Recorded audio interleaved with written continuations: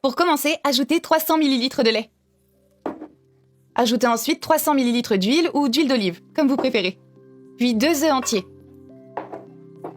Une petite pincée de sel, et ensuite, on vient couvrir et battre bien le tout. Lorsque vous avez terminé, le tout doit être bien mélangé, d'accord?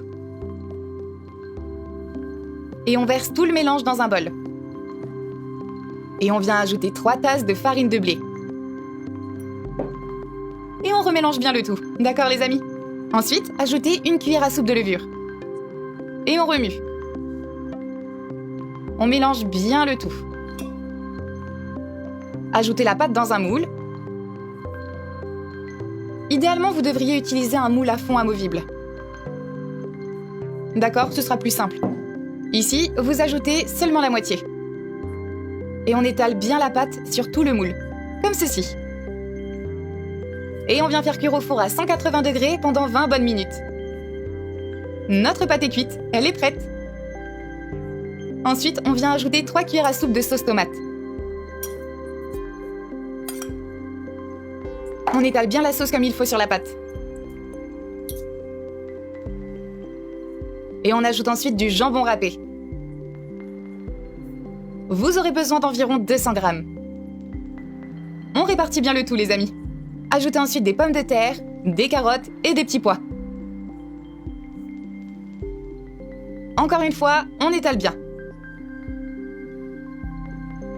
Les amis, on ajoute aussi 4 œufs durs.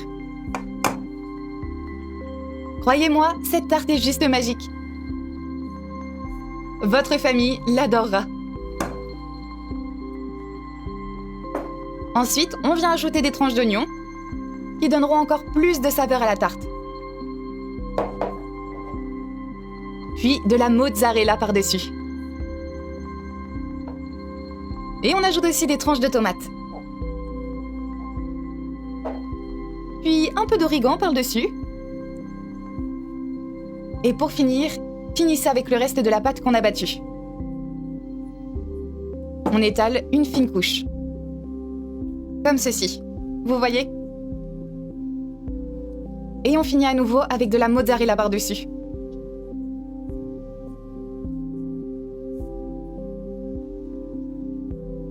On vient faire cuire tout ça au four à 180 degrés pendant maximum 40 minutes. Et voilà, notre tarte est cuite et elle est prête. Sortez-la du moule et goûtez-y. Je suis curieuse de savoir à quoi elle ressemble.